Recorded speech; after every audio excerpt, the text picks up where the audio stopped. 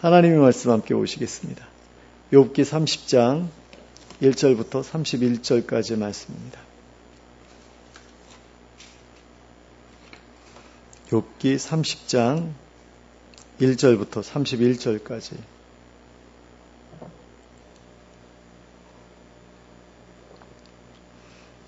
함께 합독하도록 하겠습니다. 함께 읽겠습니다. 시작. 그러나 이제는 나보다 젊은 자들이 나를 비웃는구나. 그들의 아비들은 내가 보기에 내 양떼를 지키는 개 중에도 둘만하지 못한 자들이니라. 그들의 기력이 쇠잔하였으니 그들의 손의 힘이 내게 무슨 소용이 있으랴. 그들은 곧 궁핍과 기근으로 인하여 파리하며 캄캄하고 메마른 땅에서 마른 흙을 씹으며 떨기나무 가운데에서 짠 나무를 꺾으며 대사리 뿌리로 먹을 거리를 삼느니라.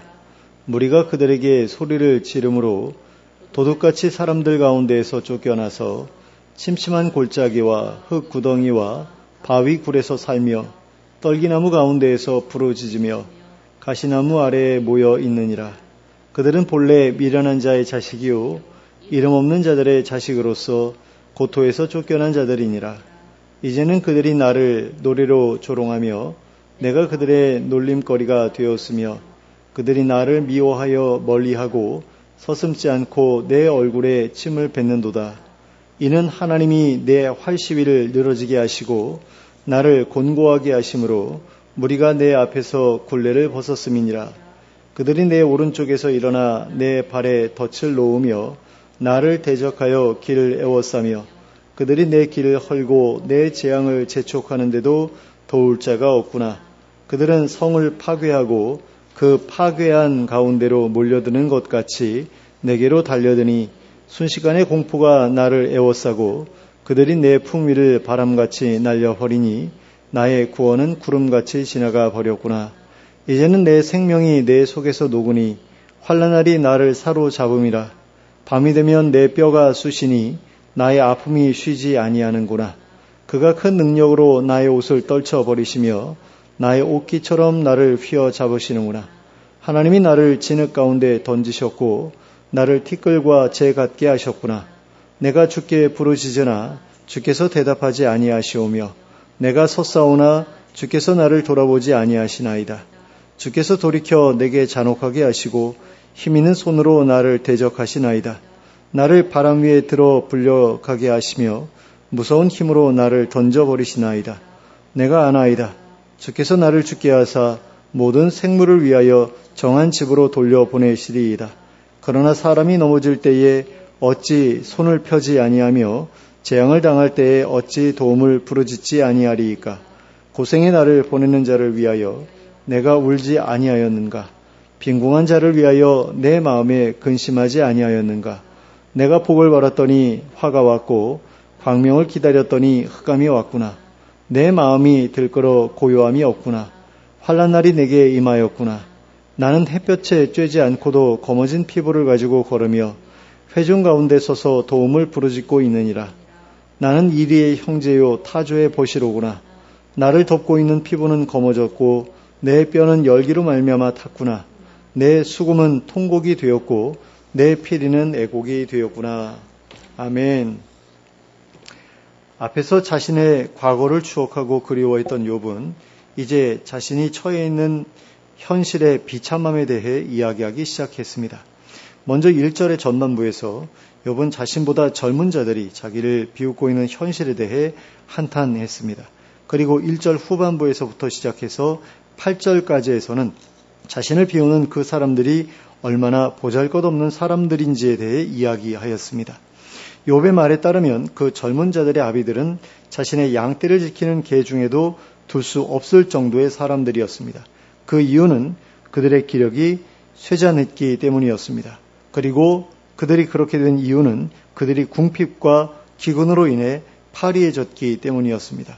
그들은 캄캄하고 메마른 땅에서 마른 흙을 씹으며 떨기나무 가운데에서 짠 나무를 꺾으며 대사리 뿌리로 먹을 거리를 삼을 수밖에 없는 사람들이었기 때문입니다. 그러니까 굉장히 가난하고 힘겨운 삶을 이어가는 사람들이었다라는 거죠. 근데 이 사람들을 욥이 지금까지 도와왔잖아요. 그런데 지금까지 자기네들을 그렇게 도와준 사람을 이렇게 비난하고 욕하고 있다라는 거죠. 게다가 그들은 사람들로부터도 배척을 당하는 사람들이었습니다. 그들은 사람들로부터 도둑과도 같은 취급을 당하는 사람들이었기 때문에 마을 밖으로 쫓겨나 침침한 골짜기와 흙구덩이와 바위굴에서 살아가던 사람들이었습니다. 그리고 그들은 떨기나무 가운데에서 부르짖으며 가시나무 아래에 모여 지내는 사람들이었습니다. 그리고 그들은 어리석은 자의 자식이었고 이름도 없는 자의 자식이었으며 고향에서 쫓겨나 버린 사람들이었습니다.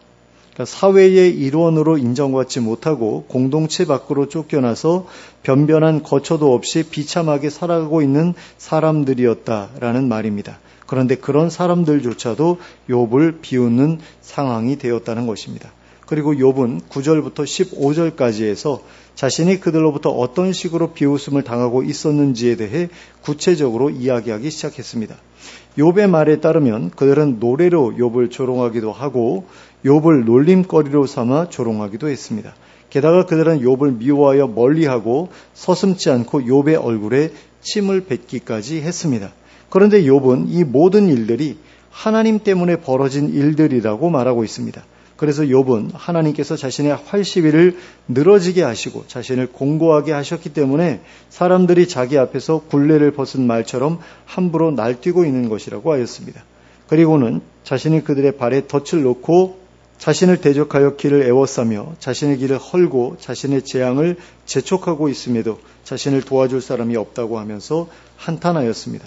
그리고는 그들이 자신에게 무섭게 달려드니 순식간에 공포가 자신을 에워싸 버렸고 그들이 자신의 품위를 바람같이 날려버리니 구원의 희망이 구름같이 지나가 버렸다고 하였습니다. 그러니까 구원의 희망이 사라져 버렸다라고 말하고 있는 것을 보게 됩니다. 여기까지가 욥이 사람들로 인해 당하고 있는 고통에 대해 말한 내용이라고 볼 수 있겠습니다. 그리고 16절부터 23절까지에서는 사람들로부터가 아니라 하나님으로부터 당하고 있는 고통에 대해 이야기하고 있는 것을 볼 수 있습니다. 먼저 16절에서 욥은 환난날이 자신을 사로잡았음으로 인해 자신의 생명이 자신의 속에서 녹고 있다고 하였습니다. 그리고 17절에서는 밤이 되면 뼈가 쑤셔서 아픔이 그치지 않는다고 하였습니다. 육체적으로 점점 쇠해가고 있을 뿐 아니라 지독한 통증으로 인해 고통받고 있음을 이야기하고 있는 것입니다. 그런데 욥은 11절에서 말했던 바와 같이 그 모든 일들이 하나님으로 인해 벌어진 일이라고 생각하고 있었습니다. 18절과 19절 말씀을 보시겠습니다. 그가 큰 능력으로 나의 옷을 떨쳐버리시며 나의 옷깃처럼 나를 휘어잡으시는구나. 하나님이 나를 진흙 가운데 던지셨고 나를 티끌과 재 같게 하셨구나. 그러니까 자신이 비참한 처지에 놓여 있는 이유가 바로 하나님 때문이라는 것입니다. 하나님께서 자신을 그런 처지에 내던지셨기 때문에 자신이 지금 이 모양 이 꼴이 되었다는 것입니다. 그래서 그는 하나님께 자신의 서운함을 숨김없이 토로하였습니다. 20절부터 23절까지의 말씀입니다. 내가 주께 부르짖으오나 주께서 대답하지 아니하시오며 내가 솟사오나 주께서 나를 돌아보지 아니하시나이다. 주께서 돌이켜 내게 잔혹하게 하시고 힘있는 손으로 나를 대적하시나이다. 나를 바람 위에 들어 불려가게 하시며 무서운 힘으로 나를 던져버리시나이다. 내가 아나이다. 주께서 나를 죽게 하사 모든 생물을 위하여 정한 집으로 돌려보내시리이다. 하나님께 기도해도 들어주시지 않고 하나님 앞에 기다리며 서 있어도 하나님께서 자신을 돌아보시지 않는다고 하였습니다. 그뿐 아니라 자신에게 잔혹하게 하시고 자신을 대적하기까지 하신다고 하였습니다. 그래서 하나님께서 자신을 죽게 하실 것을 자신이 알게 되었다고 하였습니다. 이제 하나님이 나를 죽이시려는구나 하고 생각하게 되었다는 것입니다. 그러니 욥으로서는 크게 절망하지 않을 수 없었을 것입니다. 그러나 욥은 그런 상황에서도 그냥 절망하고만 있지 않았습니다. 하나님의 도움을 구했습니다. 먼저 24절 말씀을 보시겠습니다. 그러나 사람이 넘어질 때에 어찌 손을 펴지 아니하며 재앙을 당할 때에 어찌 도움을 부르짖지 아니하리이까. 어떤 사람이 넘어질 때에 손을 펴서 무엇이라도 붙잡으려고 하지 않겠느냐는 것입니다. 재앙을 당할 때에 도와달라고 부르짖지 않는 사람이 어디 있겠느냐는 것입니다. 누구라도 넘어지려고 할 때에는 무엇이라도 붙잡아서 넘어지지 않으려 할 것이고 누구라도 재앙을 당하게 될 때에는 도와달라고 부르짖을 것이라는 말입니다. 그러니 자신도 그렇게 하지 않을 수 없다는 것입니다. 하나님께서 자신의 죽음을 작정하신 것처럼 보이기 때문에 절망할 수밖에 없는 상황이지만 그래도 하나님께 자기를 불쌍히 여겨달라고 간구하지 않을 수 없다는 것입니다. 그러면서 또다시 자신의 처지에 대해 한탄하고 있는 것을 보게 됩니다. 25절과 26절 말씀입니다. 고생의 날을 보내는 자를 위하여 내가 울지 아니하였는가? 빈궁한 자를 위하여 내 마음에 근심하지 아니하였는가? 내가 복을 바랐더니 화가 왔고 광명을 기다렸더니 흑암이 왔구나. 자신은 고생의 날을 보내는 자를 위해 울었고 빈궁한 자를 위해 근심했다고 하였습니다. 그러니까 어렵고 힘든 삶을 살아가는 사람들을 도왔다라는 그런 이야기죠.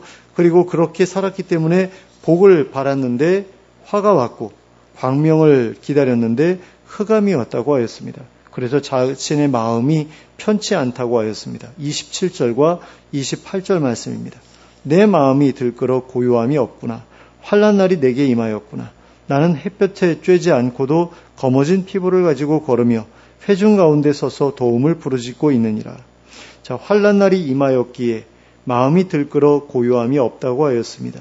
햇빛에 쬐지 않고도 검어진 피부를 가지고 걷게 되었다고 하였습니다. 이것은 극심한 피부병으로 인해 생겨난 증상을 말하는 것으로 보입니다. 그런 가운데에서 사람들 가운데 서서 도와달라고 부르짖고 있다고 하였습니다. 그리고 계속해서 자신의 처지를 한탄하였습니다. 29절부터 31절까지의 말씀입니다. 나는 이리의 형제요 타조의 벗이로구나. 나를 덮고 있는 피부는 검어졌고 내 뼈는 열기로 말미암아 탔구나. 내 수금은 통곡이 되었고 내 피리는 애곡이 되었구나. 자신이 마치 광야의 짐승과도 같은 처지가 되었다고 말하고 있습니다. 그리고 자신의 피부는 검어졌고 자신의 뼈는 열기로 말미암아 탔다고 말하고 있습니다. 이것 역시 자신의 육체적 질병의 극심함을 말하고 있는 것이라고 볼 수 있습니다. 그리고 자신의 수금과 피리가 통곡과 애곡이 되었다는 것은 자신에게 남은 것이 슬픔밖에 없다는 이야기라고 할 수 있겠습니다. 이처럼 욥은 사람으로부터도 그리고 하나님으로부터도 버림받은 것처럼 느껴지는 상황 가운데 있었습니다. 사람들로부터는 비웃음과 조롱을 당하고 있었고 하나님께로부터는 육체적 질병이라는 형벌을 받고 있었습니다. 사실 욥이 당하고 있었던 육체적 고통은 형벌이 아니었지만 욥이 느끼기에는 그렇게 느낄 수밖에 없는 상황이었습니다. 그런 가운데에서 욥은 커다란 고통을 느끼고 있었습니다. 이 고통은 심적인 고통과 육체적 고통이 결합된 고통이었습니다. 그리고 이러한 고통과 더불어 욥을 괴롭히고 있었던 것은 실망과 절망의 감정이었습니다. 그리고 욥이 그 상황 속에서 실망과 절망을 느끼고 있었던 이유는 자신의 기대가 크게 깨어졌기 때문이었습니다. 그러니까 욥이 뭔가 기대하고 있었던 것이 있었다는 이야기입니다. 그런데 그게 크게 깨어졌다라는 거죠. 그 첫 번째가 무엇이냐? 욥은 지금까지 하나님 앞에서 의롭게 살아오면서 자신의 삶이 형통할 것이라고 기대해 왔습니다. 그런데 이것은 하나님을 믿는 사람이라면 누구라도 기대하면서 살아가는 것이기도 합니다. 그러므로 욥이 잘못된 기대를 가지고 있었다고 생각하기 어렵습니다. 왜냐하면 욥의 이러한 기대는 신명기와 잠언에 기록되어 있는 지혜와도 일맥상통하는 것이기 때문입니다. 하나님의 명령에 순종하면 복을 받고 하나님의 명령에 거스르면 화를 받는 것이 신명기와 잠언이 공통적으로 말하고 있는 지혜이자 교훈이기 때문입니다. 그래서 욥도 그렇게 생각해 왔던 것입니다.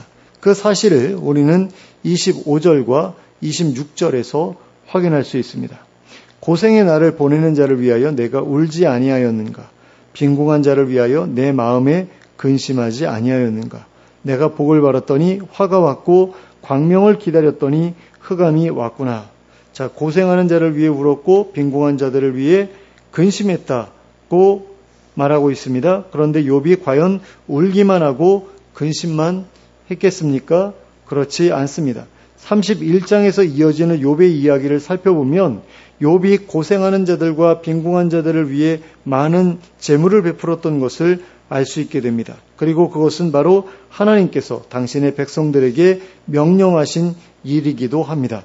그래서 욥은 그 명령에 순종했고 그와 함께 하나님께 복받기를 기대했습니다. 그런데 복 대신에 화가 와 버렸습니다. 광명 대신에 흑암이 와 버렸습니다. 그것이 25절과 26절에서 욥이 이야기하고 있는 것입니다. 그러니 욥으로서는 실망하지 않을 수 없었던 것입니다. 그런데 욥을 실망시키고 절망시켰던 것은 이것만이 아니었습니다. 욥을 실망하게 하고 절망하게 했던 것은 자신의 부르짖음에 하나님께서 응답하시지 않으신다는 것이었습니다. 20절 말씀입니다. 내가 주께 부르짖으나 주께서 응답하지 아니하시오며 내가 섰사오나 주께서 나를 돌아보지 아니하시나이다. 이처럼 욥을 정말로 힘들게 했던 것 중에 한 가지는 하나님께서 자신의 부르짖음에 응답하지 않으신다는 것이었습니다. 아무리 힘들고 어려운 상황 가운데 있더라도 하나님께 부르짖을 수 있다면, 그리고 그 부르짖음에 하나님께서 응답해 주시기만 하신다면 그 사람은 자신에게 찾아온 어려움을 능히 견뎌낼 수 있습니다. 하지만 그런 상황 가운데서 아무리 간절히 부르짖는다고 하더라도 오랜 시간 동안 아무런 대답도 들려오지 않는다면 그 사람은 절망할 수밖에 없고 낙심할 수밖에 없을 것입니다. 그런데 바로 욥의 처지가 바로 그런 처지였던 것입니다. 그래서 욥으로서는 절망하지 않을 수 없었고 실망하지 않을 수 없었던 것입니다. 그런데 욥은 그렇게 실망하고 절망한 상황 가운데에서도 하나님을 향한 부르짖음을 멈추지 않았습니다. 심지어 욥은 하나님께서 이미 자신의 죽음을 작정해 놓으셨다고 생각하고 있었습니다. 자신의 죽음이 이미 결정되어 있는 상태라고 생각하고 있었다라는 것입니다. 23절 말씀입니다. 내가 아나이다. 주께서 나를 죽게 하사 모든 생물을 위하여 정한 집으로 돌려보내시리이다. 하나님 지금 나 죽이려고 작정하고 계시지요?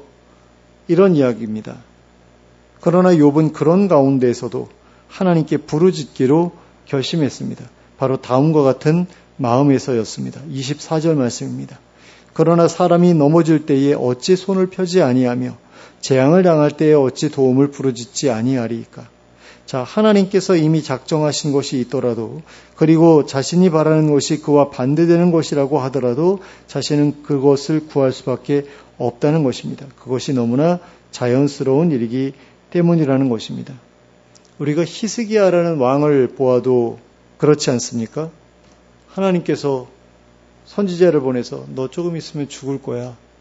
이제 인생을 정리해. 그랬더니 알겠습니다 하지 않잖아요. 하나님 살려주세요. 그래가지고 15년의 수명을 연장받지 않습니까? 그게 인지상정이죠. 그러니까 욥이 지금 말하고 있는 게 바로 그겁니다. 하나님께서 나를 지금 죽이려고 작정하셨지만 그래도 내가 살려고 하는 게 인지상정 아니겠습니까? 그러니 나는 하나님께 도와달라고 부르짖지 않을 수가 없습니다. 이런 이야기를 하는 겁니다. 그래서 욥은 계속 하나님께 부르짖기로 결심했던 겁니다. 자신의 억울함을 풀어달라고 기도하기로 결심했습니다. 욥기 31장 35절 말씀입니다. 누구든지 나의 변명을 들어다오. 나의 서명이 여기 있으니 전능자가 내게 대답하시기를 바라노라. 나를 고발하는 자가 있다면 그에게 고소장을 쓰게 하라. 자, 욥은 하나님께서 자신의 질문에 대답해 주시기를 바랐습니다.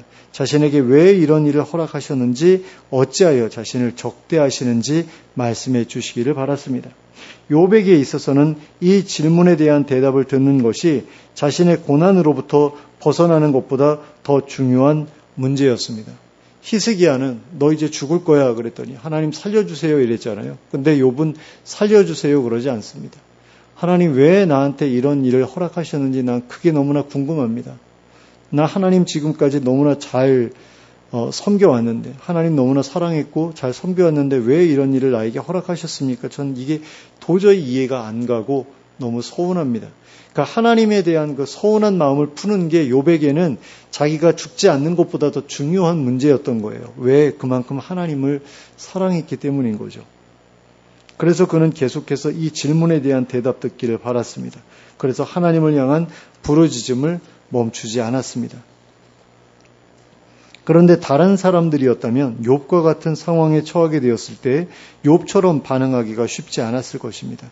다른 사람들 같았다면 하나님께 실망하고 자신의 처지에 비관해서 하나님을 떠나거나 세상을 등졌을지도 모릅니다. 그러나 욥은 그렇게 할 수 없었습니다.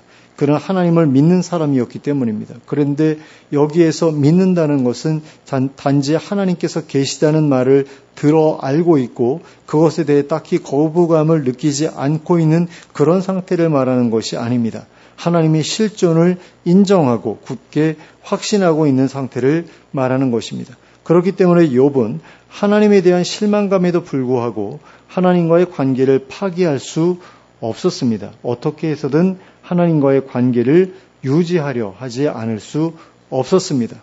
그래서 욥이 계속해서 자신에게 벌어진 일의 이유에 대해 하나님께 여쭐 수밖에 없었던 것입니다.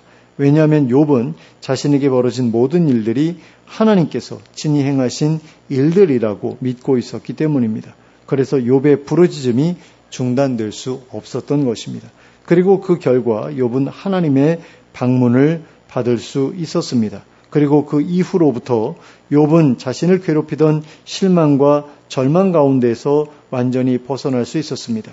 그에게 찾아온 어려움이 곧바로 해결된 것은 아니었지만 그럼에도 불구하고 욥은 삶의 소망을 회복할 수 있었고 새로운 삶의 계기를 마련할 수 있었습니다.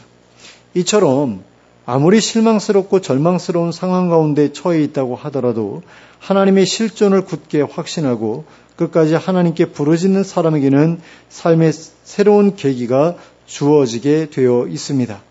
세상의 모든 사람들이 자신을 버렸고 하나님마저도 자신을 버리신 것처럼 느껴지는 상황 속에서도 하나님과의 관계의 끈을 놓지 않기 위해 발버둥 친다면 결국에는 그 관계의 끈을 통해 하나님의 손길이 찾아오는 것을 경험하게 될 것입니다.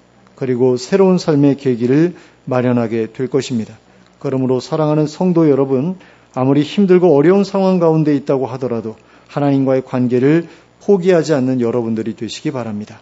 하나님의 살아계심과 선하심을 굳게 믿고 그분이 나에게 찾아와 나의 고통 가운데 개입해 주시기를 구하여 간절히 부르짖는 여러분들이 되시기 바랍니다.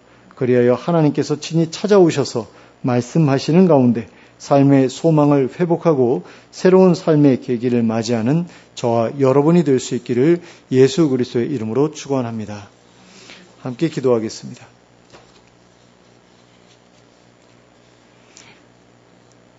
사랑의 하나님 아버지, 우리가 넘어질 때에 그리고 재앙을 만날 때에 그 자리에 그대로 주저앉아 있지 않게 해주시길 원합니다. 어떻게 해서든 그 자리에서 일어나 새롭게 시작할 수 있는 힘을 주시기를 원합니다. 생각지도 않았던 괴로운 일들로 인해 실망과 절망이 우리를 엄습해 오더라도 삶의 희망을 놓지 않게 하시고 하나님의 살아계심과 선하심을 기억하는 가운데 끝까지 하나님과의 관계를 포기하지 않게 해주시옵소서. 그리하여 하나님께서 대답하실 때까지 하나님의 도우심을 구하며 부르짖게 하시고 마침내 하나님의 대답을 들음으로써 마음의 평강과 삶의 소망을 회복할 수 있게 하여 주시옵소서. 예수 그리스도의 이름으로 기도하였습니다. 아멘.